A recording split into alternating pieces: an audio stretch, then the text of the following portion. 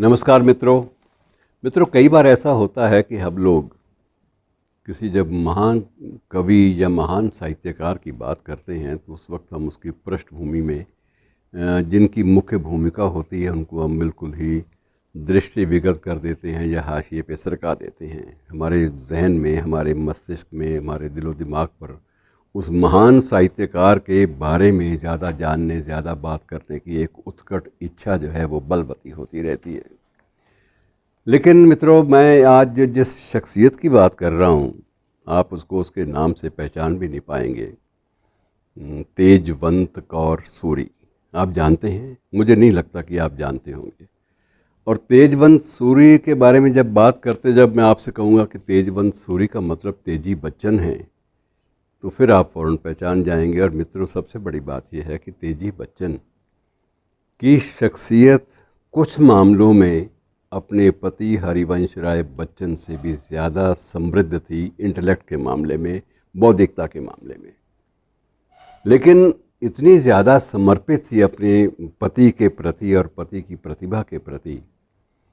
कि उसे कभी भी ऐसा ये ललक उसके अंदर नहीं जगी कि वो किसी भी रूप में, बौद्धिक रूप में अपने पति से श्रेष्ठ दिखने का प्रयास करे। ये संभव नहीं था। और एक बड़ी संभ्रांत परिवार की थी। जन्म हुआ था पाकिस्तान में, लायलपुर, और एक बिल्कुल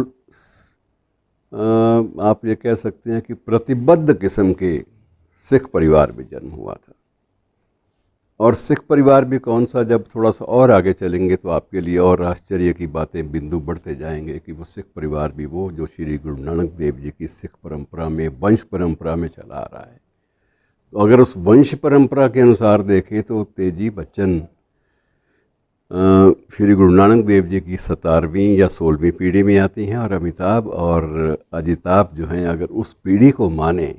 पीढ़ी दर पीढ़ी की बात को माने, तो वो 18वीं या 19वीं पीढ़ी में आते हैं श्री गुरु नानक देव जी की। अब आप ये चीज़ें बहुत सारी हैं जो सत्य के खाते में दर्ज नहीं होती सही मानों में, जबकि ये चीज़ें बड़ी महत्वपूर्ण हैं। और तेजी बच्चन का जो हरिवंश राय बच्चन से विवाह था, वो भी एक, आप कह सकते हैं कि प्रेम विवाह था। एक किसी कॉन्फ्रेंस में दोनों की मुलाकात हुई। बच्चन तब पढ़ाते थे इलाहाबाद यूनिवर्सिटी में, अंग्रेज़ी पढ़ा रहे थे, और अपनी तेजी बच्चन ये भी अपनी डॉक्टरेट के आधार पर, अपनी डॉक्टरेट थी बाकायदा, शोधार्थी थी, अपनी डॉक्टरेट और अपनी उच्च शिक्षा के बूते पर वह लाहौर के एक डिग्री कॉलेज में मनोविज्ञान पढ़ा रही थी, साइकोलॉजी पढ़ा रही थी। किसी एक सम्मेलन में दोनों का मिलन हुआ। बच्चन जी अक्सर कवि सम्मेलनों के लिए भी जाया करते थे, और उसके बाद दोनों ऐसे एक दूसरे के प्रति आकर्षित हुए कि लगा कि ज़िंदगी जो है वो ठीक ठाक ढंग से निभ सकती है। और जो आप ये कह सकते हैं कि बच्चन जी जैसे फ़कीर किस्म के और हर मामले में संकुचित नज़रिए रखने वाले व्यक्ति को अगर दिशा बोध दिया, विकास का एक नया स्वरूप दिखाया, तो वो तेजी बच्चन ने दिखाया। तेजी बच्चन संभ्रांत परिवार से तो ताल्लुक़ रखती थी, साथ साथ वो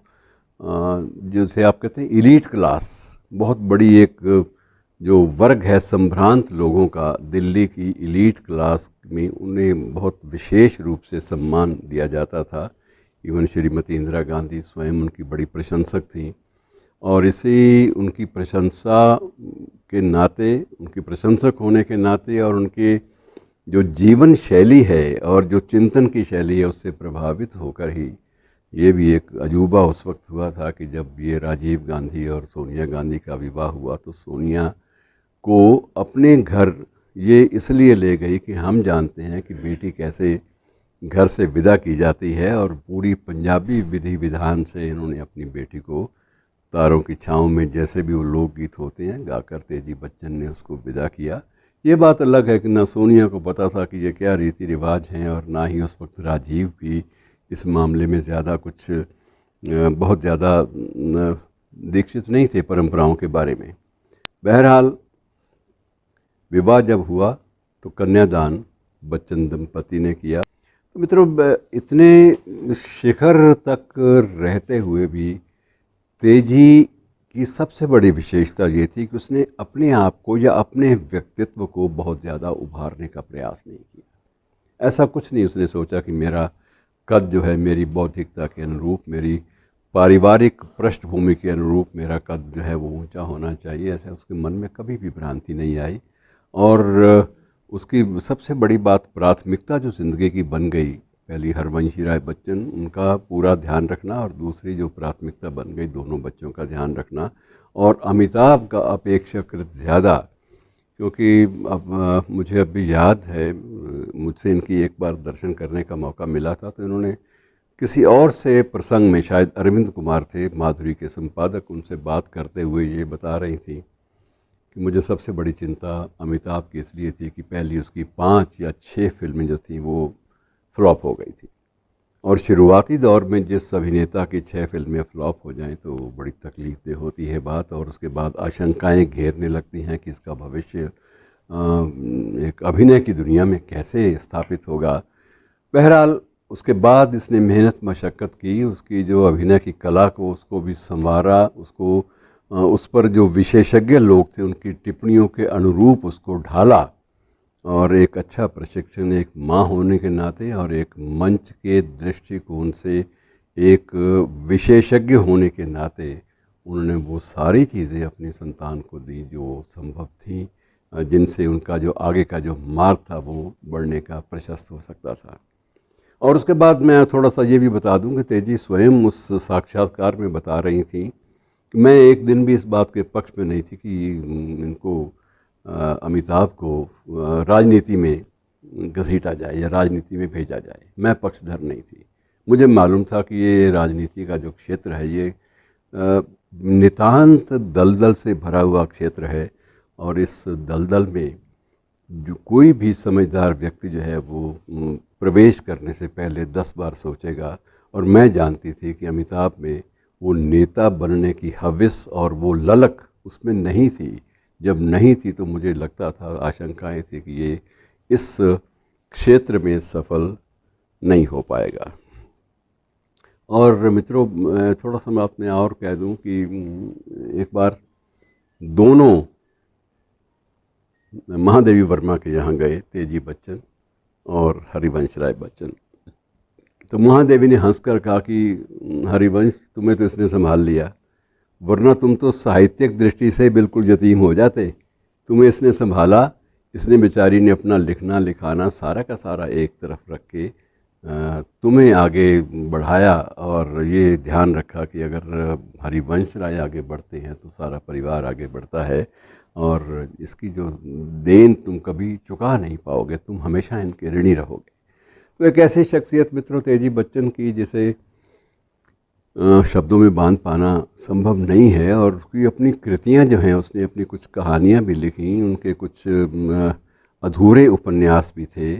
और लेखों की प्रकाशित जो शोध पत्र थे मनोविज्ञान के विषय में और साहित्य के विषय में और जीवन के विषय में, 3 विषय उनके मुख्य रूप से थे। तीनों पर लेखों की संख्या भी 50 से ऊपर थी, जो शोध की मुद्रा में लिखे गए थे और जिनका प्रकाशन भी शोध पत्रिकाओं में भी हुआ। लेकिन मित्रों, बच्चन जी की मधुशाला और उनकी अन्य कविताओं और अमिताभ की आंधी के दौर में इनकी जितनी भी गुणवत्ता थी, साहित्यिक गुणवत्ता, वो कहीं थोड़ी सी हाशिए पर सरक गई। लेकिन मानवीय रूप से जो इनकी देन थी पूरे अपने समकालीन परिवेश को, वो हमेशा याद की जाती रही, क्योंकि ये कपिला वात्स्यायन के साथ मिलकर भी इन्होंने कला और संस्कृति के क्षेत्र में दिल्ली में कुछ अनूठे प्रयोग जो थे वो भी किए, और हर प्रयोग धर्मिता के पीछे कहा यह जाता है कि 2 ही महिलाओं के जो मस्तिष्क से वो काम करते थे, एक कपिला वात्स्यायन और दूसरी तेजी बच्चन। तो इस प्रकार से मित्रों ये कुछ ज़िंदगी हमारे सामने नए नए मोड़ लेकर आती है, और एक ऐसी शख्सियत को हम कहीं भूल ना जाएं, इसका ज़िक्र कुछ मित्रों ने भी किया कि आपने तेजी के बारे में, जब बच्चन जी के बारे में कहा तो आप तेजी को लगभग भूल सा गए, उनका सिर्फ कैजुअल रेफरेंस आया, जबकि उनके जीवन में और तत्कालीन सामाजिक और साहित्यिक परिवेश और सांस्कृतिक परिवेश में तेजी बच्चन की भूमिका अत्यंत महत्वपूर्ण रही है। धन्यवाद।